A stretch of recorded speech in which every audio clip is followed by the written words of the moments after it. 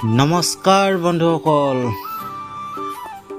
এই দৃশ্য চাওক। পুখুৰীৰ মাজত নিৰ্মল পানীৰ ৰাজহাঁহৰ আনন্দময় খেলা। কেতিয়াবা ডুব মাৰিছে, আকৌ কেতিয়াবা পানীৰ ওপৰত ভাহি আছে। সঁচাকৈ প্ৰকৃতিৰ এই সৰল সৌন্দৰ্যই মন একেবাৰে ভৰাই তুলিছে।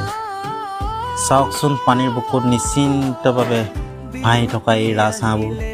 সিহঁতৰ প্ৰতিটো খেলা যেন প্ৰকৃতিৰ এক সুন্দৰ সংগীত, নহয়নে বাৰু বন্ধুসকল? সেউজীয়া পৰিৱেশ, শান্ত পুখুৰী আৰু মাজত আনন্দেৰে গা ধুই থকা এই ৰাজহাঁহবোৰ চাওক। কিমান এটা ভাল লগা মনোমোহা দৃশ্য। বন্ধুসকল, যদিহে মোৰ পেজলৈ নতুনকৈ আহিছে তেতিয়াহ'লে ফ'ল' কৰিবলৈ একেবাৰে নাপাহৰিব। আৰু যিসকলে মোৰ এই ভিডিঅ'টি চাই আছে, আপোনালোক সকলোৱে মোক বহুত মৰম যাচি লাইক